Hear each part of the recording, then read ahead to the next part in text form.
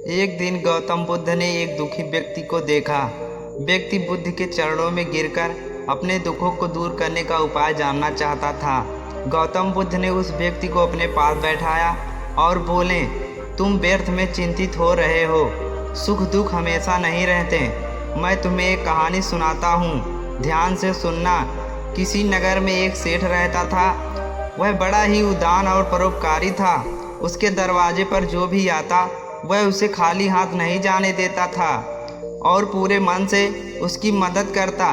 एक दिन उसके यहाँ एक आदमी आया। उसके हाथ में एक पर्चा था जिसे वह बेचना चाहता था। उसके पर्चे पर लिखा था, सदा ना रहे।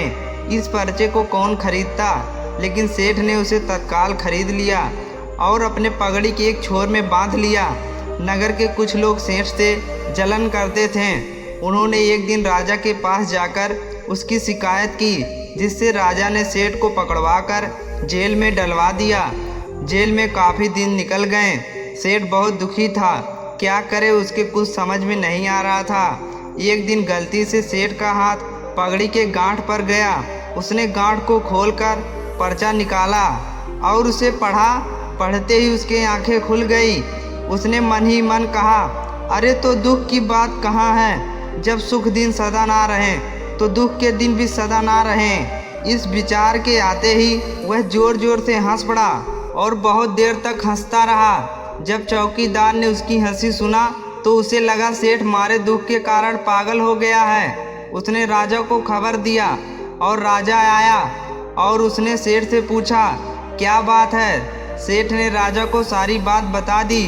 उसने कहा, राजन, आदमी दुखी क्यों होता है। सुख दुख के दिन तो सदा बदलते रहते हैं। सुख दुख तो जीवन के दो पहलू हैं। यदि यह सुख है तो हो सकता है कल दुख का भी मुख देखना पड़े। यह सुनकर राजा का मन दुखी हो गया। उसने सेठ को जेल से निकलवाकर उसे उसके घर भिजवा दिया। सेठ आनंद से रहने लगा, क्योंकि उसे ज्ञात हो गया था कि दुख के साथ साथ सुख के दिन भी आते रहते हैं। बुद्ध के मन से यह कहानी सुनकर उस व्यक्ति का मन हल्का हो गया। उसने गौतम बुद्ध का आशीर्वाद लिया और अपने घर की ओर चल पड़ा। नमो बुद्धाय।